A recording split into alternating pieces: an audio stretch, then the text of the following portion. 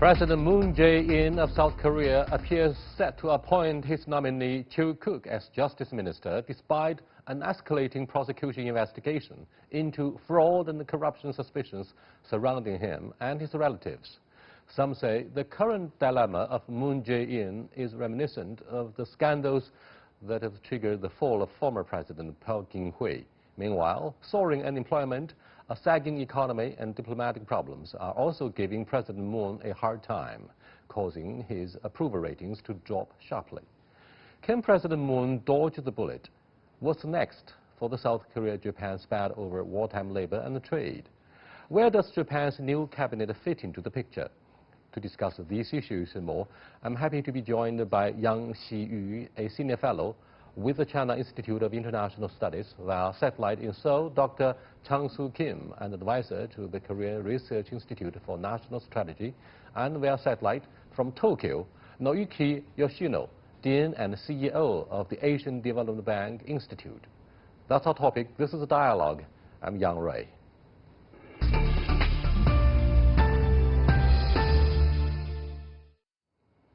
Welcome to the discussion here, Mr. Yang. How do you look at the recent public outcry over a scandal that has reignited a debate over class privileges in South Korea, centered on President Moon Jae-in's recent nominee of Justice Minister? Well, I think the incidents surrounding the political appointee about Justice Minister is just a trigger or just a glue to cause the political turmoils. In other words, without this incident, the dissatisfaction in the society has been very high. So any kind of incidents could probably trigger this turmoils. And unfortunately, Mr. Chuk actually became the trigger at this moment. So on one hand, there are indeed some suspicious scandal or corruption surrounding the individual appointee. But on the other hand, the deep-rooted dissatisfactions in the society are really rising, regardless if there's a scandal or no scandal. So that is the reality in the nowadays South Korea. Thank you very much. Let me cross over to Mr. Kim, a South Korean commentator who's standing by in Seoul, capital city of ROK. Hello, Mr. Kim. Any thoughts to share with us about the latest development? For example, do you think young people will increasingly take to the street in protest against the alleged corruption allegations? It's a very delicate and sensitive issue. As a matter of fact, there have been a lot of resentment and, fury particularly among the young South Koreans. When it comes to, hitting the streets and going out making a kind of actions is a little bit different thing. Because in Korea, because youngsters are very busy making money and they are looking for jobs, as you call, South Korea has been a kind of class-based society, just like the United States and many other economies. Because the gap between the rich and the poor has widened, and this gives a tremendous, resentment and anger to the young Koreans. So even though, if you look at the Korean public opinion poll shows, the youngsters in their 20s and 30s, they are the least supportive of this kind of nomination and appointment to Mr. Cho Kuk. But on the other hand, when it comes to their actual, behavior, coming to the street and then express their own resentment, is something different. But that does not mean they're happy with all the nomination and the appointment of Mr. Cho Kuk for a justice minister. So these are two different things, and this is a very typical of any society with these very similar problems, economic gap and growing resentment among the young generations. Let's take a closer look at the broader picture concerning the trajectory or track record of President Moon Jae-in after he took office in 2017, 2 years ago, after the impeachment of Park Geun-hye, the former president, for corruption. Actually, Park Geun-hye came from one of the most prominent political families in your country. The issue is President Moon promised a change, namely equal opportunities fair process and just results, so to speak. What do you make of the achievements or deliverables that he has promised on the campaign trail? You know, this promise is very important, and because now looking back, what he did 2 years ago, because of this kind of Cho Kuk case, many people just was reminded of what he said during his, inauguration address. These very important wordings are still a reminder that he must be under pressure. During his presidency, he should have kept his promises. But so far, there's a lot of people who still believe whether he's really going to keep his campaign promises during his presidency. So we'll have to see. But this, as Mr. Yang Xi-yu has pointed out, this triggered a tremendous debate in South Korea, whether this kind of promises have been kept in South Korea, and whether for the remaining 2 years this promise will be kept again. So many people are just curious, and they are just looking at what the next President Moon will take as a next step to fulfill his promises. So there's still room for, but so far many people were just, no question, very concerned and disappointed and tremendous resentment about seemingly because he has not kept his promises so far. So many people are just waiting to see, because now the appointment has been made, and Mr. Cho Kuk is is the Justice Minister. So we'll see whether for the last 3 remaining years he will really keep his promises to make South Korea more justice and more proper, more egalitarian kind of society as he promised during his political campaign. Thank you so much, Mr. Kim. Now, Mr. Yang, there's no doubt that Mr. Moon Jae-in rose to presidency on the back of the disgraceful fall of Park Geun-hye 2 years ago. Yep. The issue is, to a degree, do you think he has kept his promise? As I said earlier, he promised change and, a lot of positive things such as economic growth. But here we see the sagging economy, very much like in China, the downward economic pressure, as well as a soaring unemployment rate. Mm-hmm. And that's the very issue that may have upset the young people who took to the street to express their anger. Yeah. Actually, 2 categories of challenges facing the president. One category of challenge is, as you mentioned, how to bring about what he promised during the campaign. That means structural reform in this existing political regime, preventing corruption, make the governance clean and efficient. But on the other hand, the second category of challenge even harder than the first one. That is how to, also we mentioned, sagging economy. Unfortunately, the sagging economy is not the South Korean's problem alone. It's a worldwide problem. Even China now facing the challenges. So dealing with, even the President Moon is relatively successful in doing some changes in the political reform, without economic achievements, the disappointments, frustration, dissatisfaction remain very high. So he has to deal with both of the challenges. Unfortunately, during the past 2 and more years, no obvious substantive achievements have been made in both of the fronts. I think that is the base for the current roaring disappointments. And you mentioned that the very high employment rate, especially in the young generation, young students' employment. Yes, in general, the unemployment rate in South Korea is very high, but specifically, the young people for example, between 25 to 35, even much higher than the general unemployment rate. That not only because of the poor or difficult economic situation, but also stem from the structural problems in the education system.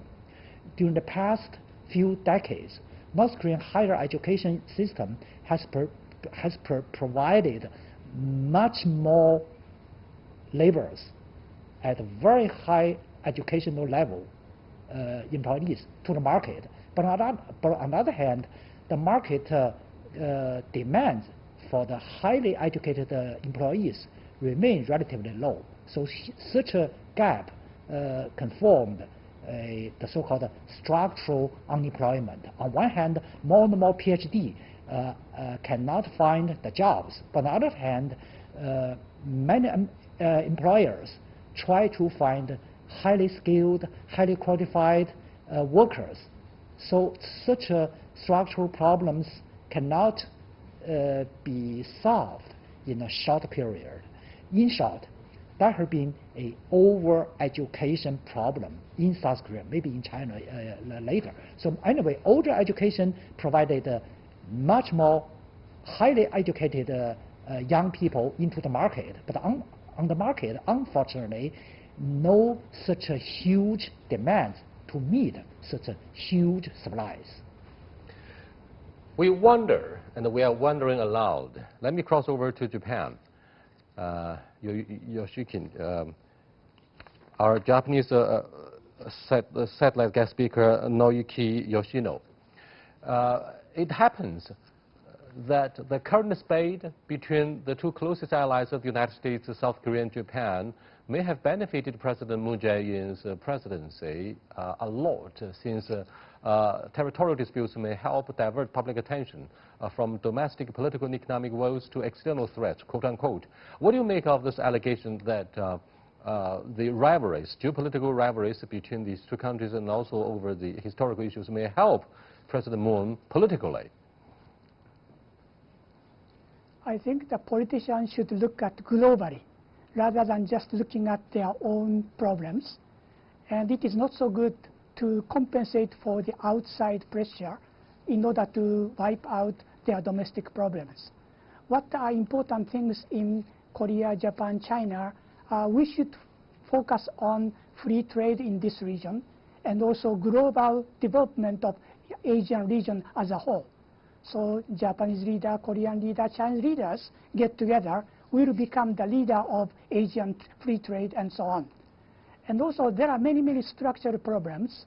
Japanese case is aging population. China and Korea are following aging population. However, it is very important to tackle each other's domestic problems. So structural problem cannot be handled by foreign pressure. Especially in this situation between Korea and Japan, politicians are now very difficult to move by themselves. So probably the better way is academic scholars, business people will raise their voices. We have much more free trade, much more good capital flows, and academic relations, good relations. Those voices are now lacking. So I think it is very important for non-political leaders should raise hands and also to tackle with our regional problems. And as far as trade is concerned, China and the US are facing with some trade issues. However, the free trade in Asian region will become bigger and bigger. So that will compensate for the trade between Asia, US, and Asia and Europe. So I think leaders in China, Korea, and Japan should look at Asia as a whole. And Northeast Asian countries should unite together to lead the very good economic conditions. So I think that should be addressed in many scholars and business people, rather than from political leaders right now. In fact, many politicians in China are hopeful that this year will host a trilateral summit between South Korea, Japan, and China to talk about the further regional economic integration, and will be the host. However, at this moment, what do you think of the diplomatic problems between South Korea and Japan? As I said earlier in my question, neither side shows any apparent signs of concessions. In fact, defiance on both sides makes the issue more difficult, perhaps for President Trump to bring the two sides closer. What's going to happen to the military information exchange moves? I mean, the military intelligence exchange move is likely to be undermined as a result of the diplomatic spat between the two neighboring countries of China. Yes, and each leader should look at trade, capital flow, and economic relations. And once we start talking about the history or information about between the two countries and military relations, then it will stuck. So we have to look at other side of the aspects of the importance. So I think capital flow has to be much more freely mobilized rather than thinking about their own problems. So I think the most important thing is if China can hold lots of conferences between business leaders, including China, Japan, but also from East Asian countries, South Asian countries, that voices should be raised more rather than just focusing on trade issue or military issues. I think those voices should be raised much more rather than focusing on territorial issues and so on. Thank you very much. That's Mr. Noiki Yoshino, CEO of ADB Institute. Let me cross over to our South Korean commentator, Dr. Chang-Soo Kim. What do you think of the unfortunate fact that it seems the two major countries, China, South Korea, and Japan, tend to be held hostage by issues like textbooks, comfort women, forced labor, Yasukuni Shrine, war criminals? It seems we have been always mired in the historical rivalries. What do you think of the current spate? Will that, do you think this is the very reason that will enable the South Korean government to remove Japan from its white list? And we're going to see further deterioration of the trust and economic relationship between Japan and South Korea. What does that mean for the future of the regional economic development? Okay, let me say this first, because this is unfortunate. This is the fact. This is the situation we are facing right now, even though we have tried very hard to accommodate each other's positions and to better our relations particularly between Seoul and Tokyo. But because this is a very important year for South Korea and North Korea as well. We are celebrating the 100th the anniversary of the founding of the provisional government in Shanghai.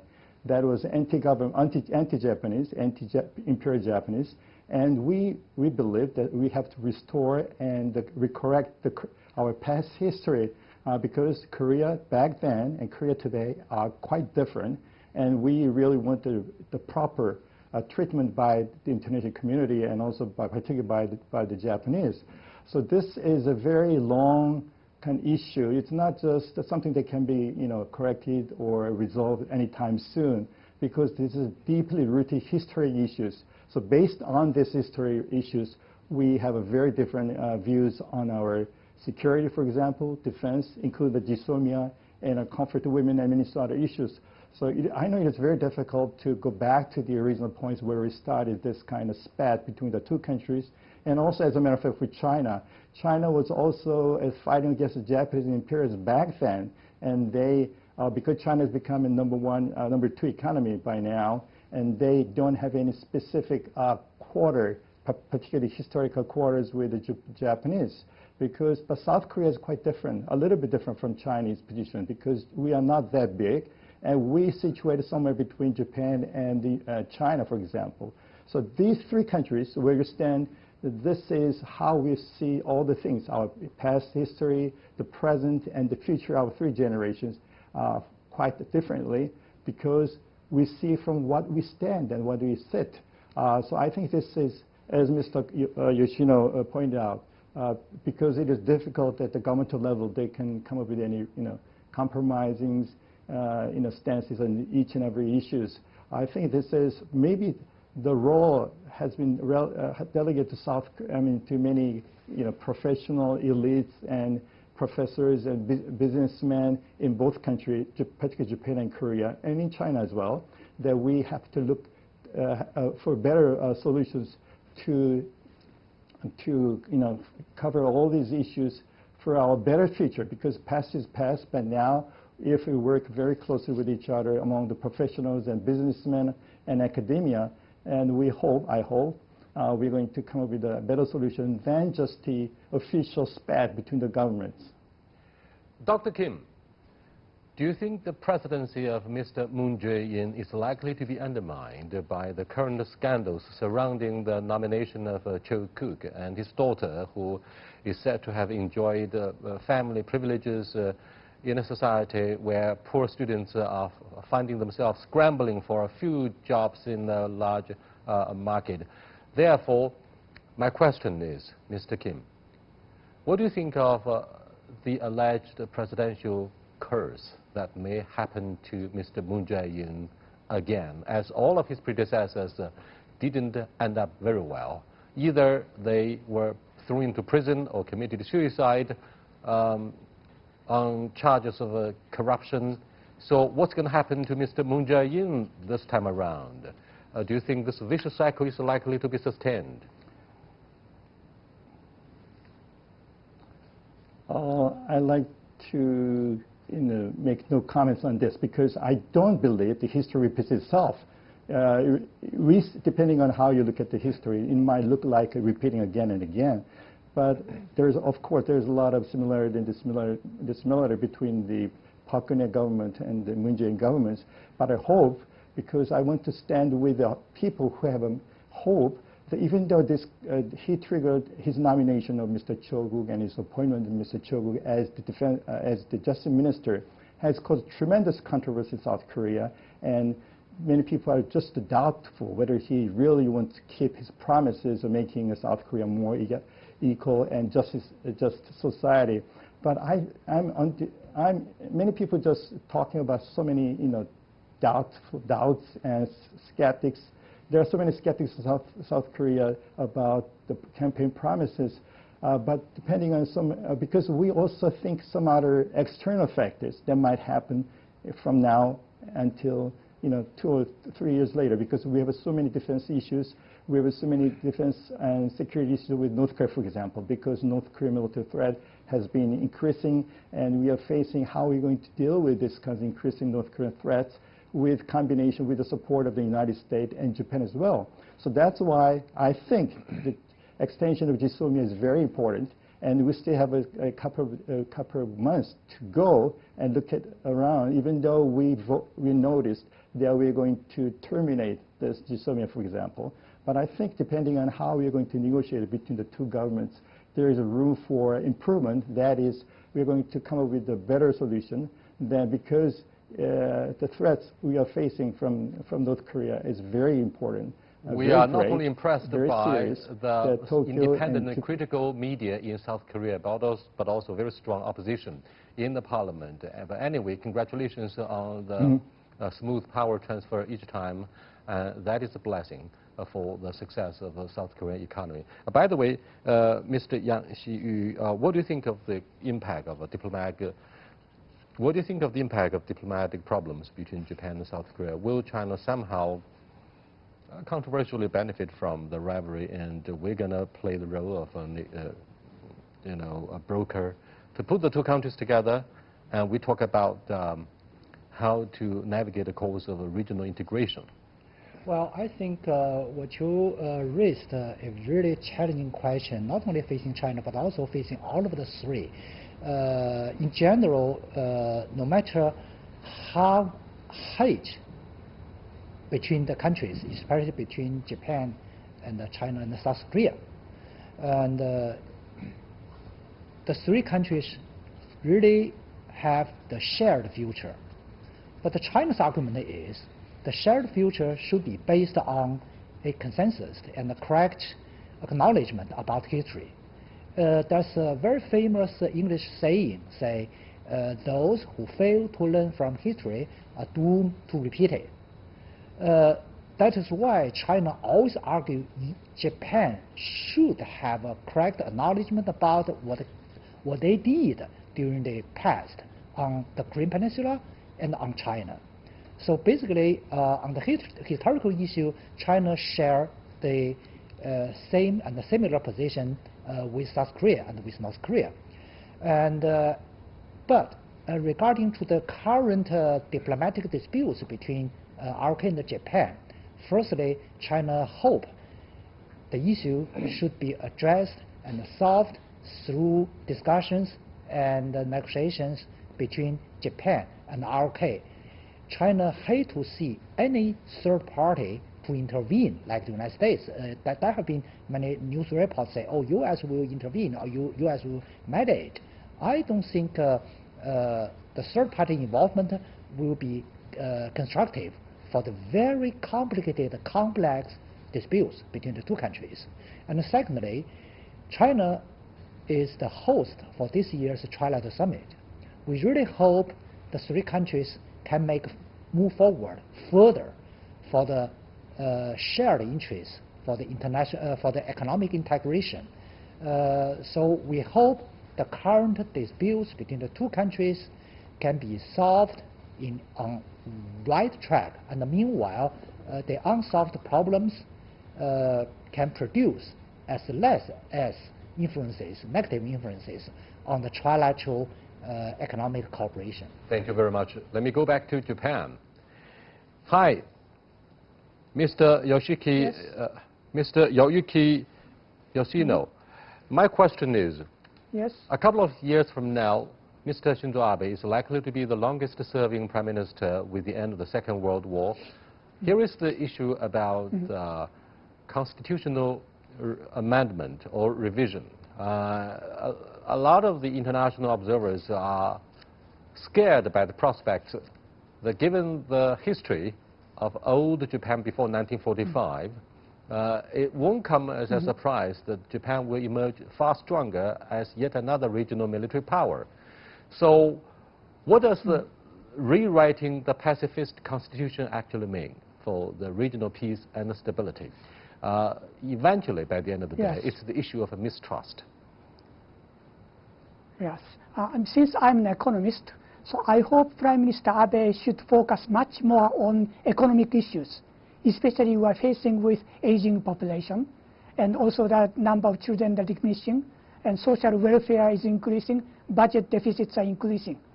So I think his focus should much more on economic issues, and also bilateral relations, trilateral relations in Northeast Asia. That are the first most important thing.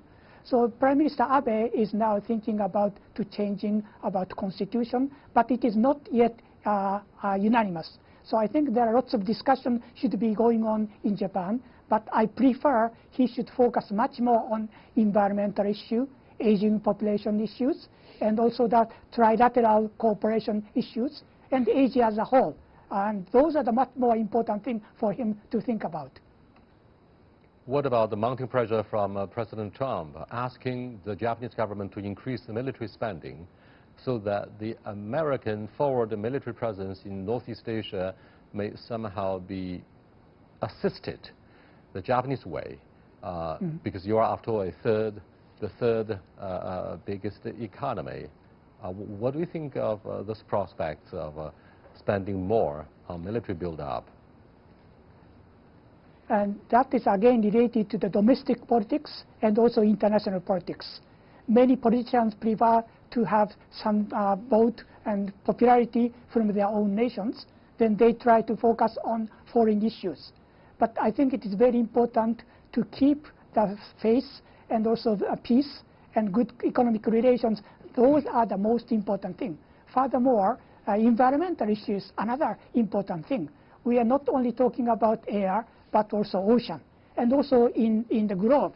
I think we should focus on much more existing issues rather than focusing on military or past histories, because we are looking at forward and future, and young generations are looking for our future. Thank you very much. It is very important to look at the future relations. Thank you. We are clearly aware that Japan is a peace-loving nation. After all, you are the only victim of weapons of mass destruction at the end of the Second World War. So the three major powers, Japan, ROK, and China, have good reasons to facilitate the process of denuclearization when heads of state meet in China to talk about co-prosperity.